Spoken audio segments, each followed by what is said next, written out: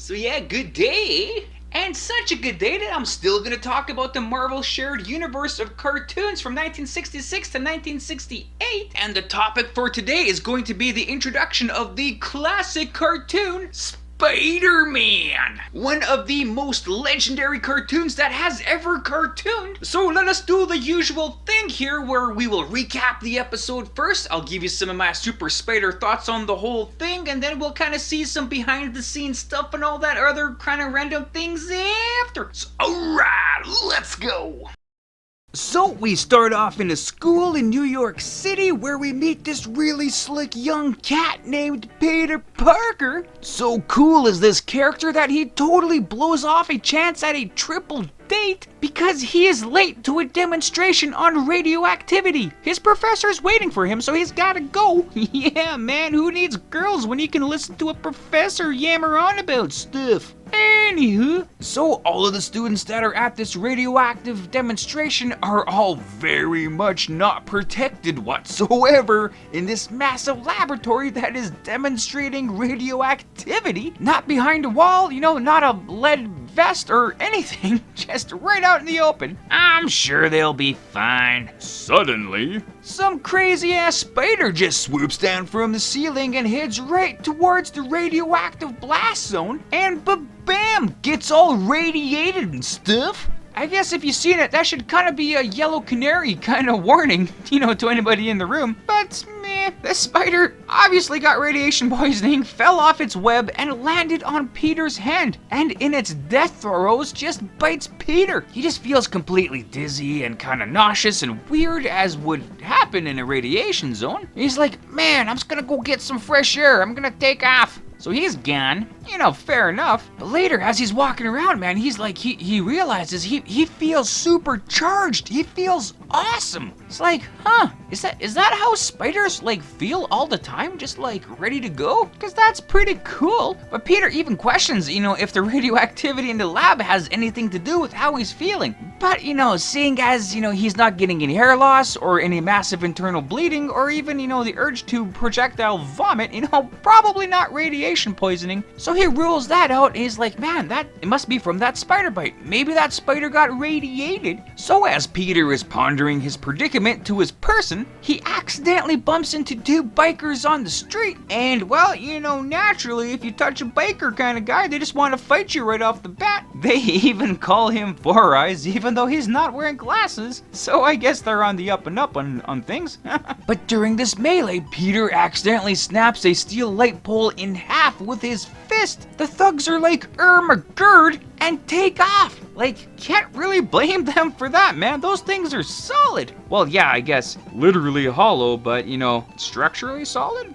Anyway, not an easy feat. As he continues to be lost in thought, he kind of jaywalks and almost gets hit by a car, but bam! He jumps out of the way and actually jumps halfway up of a building. And he's latching onto the side, so he's like, what the hell is going on with me? So he figures something's up with him. He's super strong, he can jump, he can crawl on the side of a building. He tests the rest of his abilities to see what else he can do. Turns out he's pretty damn awesome now. So Peter figures a way to make these powers into a get rich and famous quick kind of a scheme and cash in on some fame. In addition to his powers, he makes a web shooter with web fluid, which is super awesome. He even sews his own costume together. Man, what can't this guy do? Now that he's all set, he gives his alter ego a name, the Human Spider. Nope, sorry, wrong script. Let me take a look here. Yes, Spider-Man. Sounds better. So he breaks into a television studio to make a pitch to them about a show about him when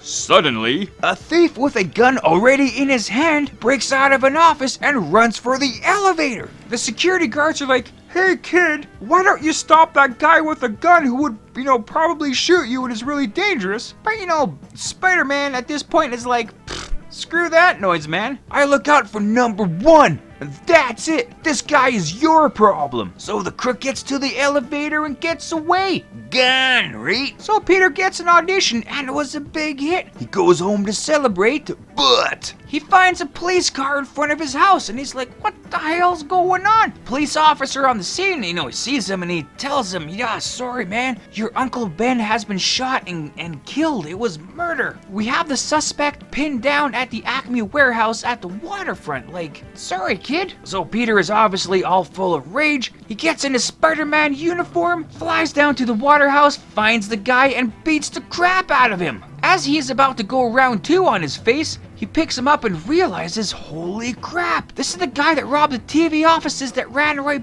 by me, and I just let him go. Like, I could have prevented this. If I stopped this guy, Uncle Ben wouldn't have been dead. Like, his death is my fault. So as Peter is blaming himself for Uncle Ben's death, he comes to the conclusion that with great power must also come great responsibility. And he's like, yeah, that's the ticket. So he doesn't follow through with his TV career. Instead, he vows to use his powers to help all those in need, which is much more noble. So just like that, boom, a new hero is born. We shall see his fantastic adventures, but for now, that is the end of this amazing, spectacular web of a tale. So yeah, that is a super fantastic episode from a super fantastic show, right? Oh, and I have to say, the music, man, the musical soundtrack in this series, second to none. Like the rock, pop, jazz, kind of blues kind of music going down, man.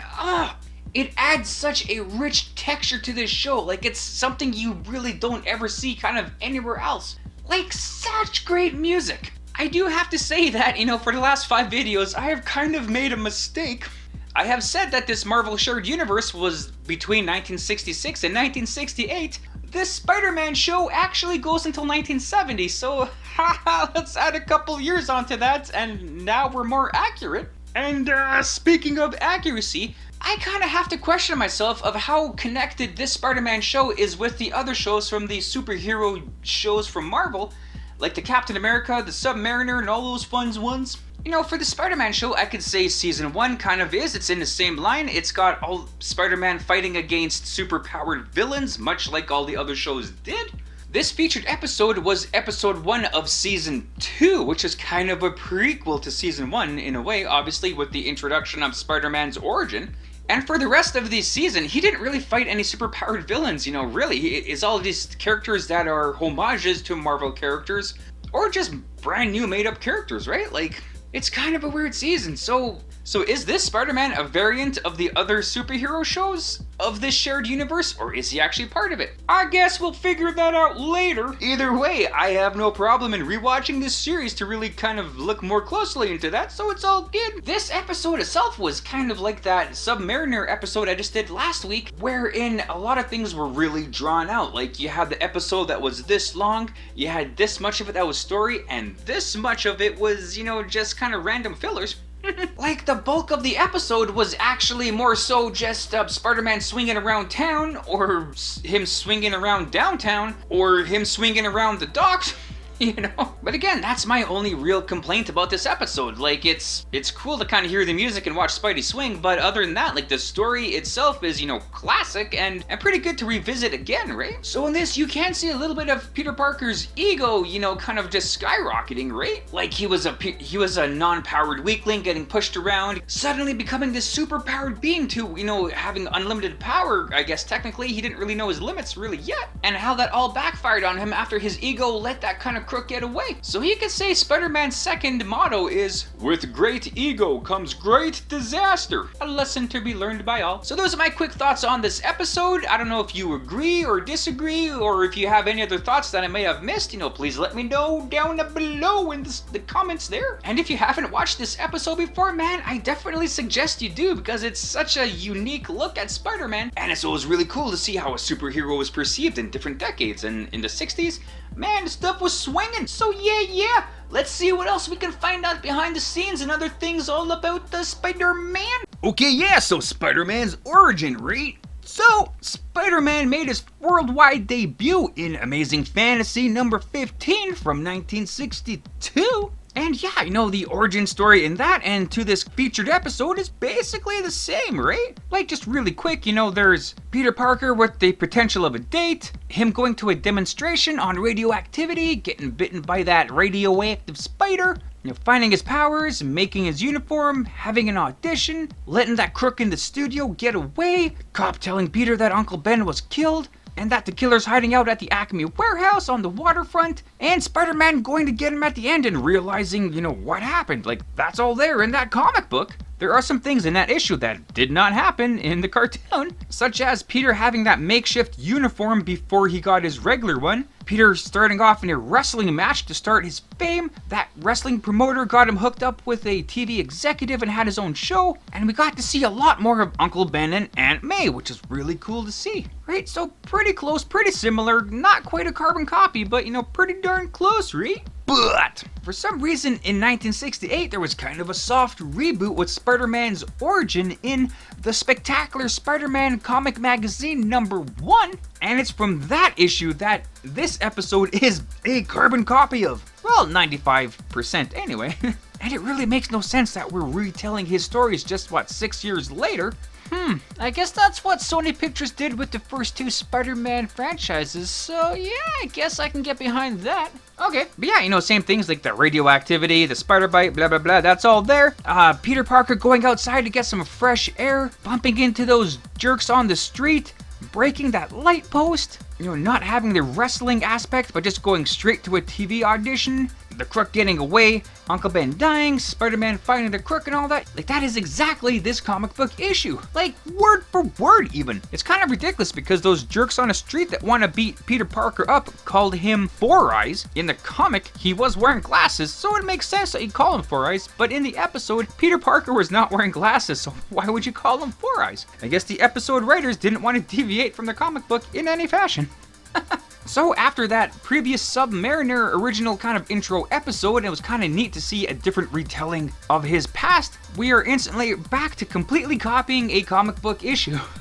Which, is fine. It's still a good story. And if I just go a bit on a side note here, like I said before, I am kind of a history buff and I do like to see how a character and a story get developed from their first draft to their final product and every step in between. It is kind of a really neat how that creative process works. So let's delve a little bit into Spider-Man here. So when Spider-Man was getting created and Stan Lee was getting the story written, legendary comic artist Jack Kirby was asked to design the original Spider-Man costume. And this here is what he came up with. So pretty neat, right? Like, you have some Spider-Man hallmarks in there, the red and the blue, the spider design on the chest, kind of, like a red mask. But, for Marvel executives, wasn't really quite hitting the mark, so they went to a different legendary comic artist. This time, it was Steve Ditko that got the job to design the costume, and his design, well, boom! It's what you've seen since day one in the comics. Same thing, right?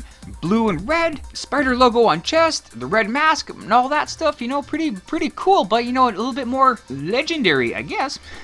But with that, there is a bit of controversy. You see, there was this really famous Halloween costume catalog store company called Ben Cooper Inc. And they did design a whole bunch of legendary costumes, for Halloween and all that kind of stuff. And in one of their catalogs from 1954, they did have this design for a Spider-Man costume. So that would have been 6 years prior to Amazing Fantasy number 15. And it looks pretty similar to a certain costume we've seen before, right? Except it's not red and blue, it's black and yellow. Black and yellow, black and yellow, black and yellow. But similar things, webbing all over the costume, a spider logo on the chest, and even the mask looks quite similar. Well, minus the text. So there's obviously some questions that arose from this, like, did they copy this costume? Was it a homage, or was it just complete coincidence? You and me, we'll never know, man, but we can just kind of, speculate things. And I do love how this black and yellow costume kind of has a bit of a life kind of on the World Wide Web out there. Like, people are fans of this costume. Like, here's a pretty cool picture of this Ben Cooper costume from artist Nicholas Morano. Like, looks pretty cool. To be honest, I would love to see this costume in one of these Spider-Verse movies, even if it's just as a gag, because the whole history behind it, I think is pretty cool. So now it's time to get to the MCU comparisons from this episode to the MCU. I guess I should say that this may contain some spoilers for the Spider-Man No Way Home movie, but you've probably seen it already, so you should be good. If not, maybe turn it off. I don't know. Anyway, so the MCU's main Spider-Man is portrayed by Tom Holland, and yeah, he's not really a comparison to this episode, for Spider-Man or for Peter Parker, except for the basics of him. So we kind of have to go to the different Spider-Man variants, more so Tobey Maguire Spider-Man and Andrew Garfield Spider-Mans. So I guess, well, off the bat, all three Peter Parkers are students. They're kind of socially awkward, they're not the coolest cats in the litter, but they're pretty neat in their own way. For Spider Toby and Spider Andrew, there was a dangerous thief that they both let get away out of spite, basically. And then later on in the movie, they both went after this crook and realized, what this crook did and, how it's gonna affect their lives going forward. Heck, Spider Toby even had the same encounter at the TV office of, "That's not my problem," when the guy got away. Although Spider Toby's version is definitely more close to the comics and the cartoon, and both of these crooks that got away did kill the respective Uncle Bens from each Spider-Man's timeline. Peter and Ben had that, really emotional last moment together where that is something we didn't see in the episode, right? Uncle Ben's death happened off screen, and we don't really know too many particulars about it. Also in this episode, we do get a pretty brief cameo from Aunt May, so pretty cool to see her there too, and how different she is in all three different Spider-Man franchises. But other than that, this is a pretty quick Spider intro to all the Spider-Man things for this cartoon, and we shall see how the rest of this series unfolds. And other than that, I guess that's that. Right on, and there you go. So thanks for watching the video. I hope you liked it as much as I did making it. Also, feel free to check out the source material that I featured in this video. And if you want to leave a comment on anything you may have liked or things I might have missed in this, feel free to do so. Or anything else, just to say hi. That's cool too. And other than that, have a great day. Thanks.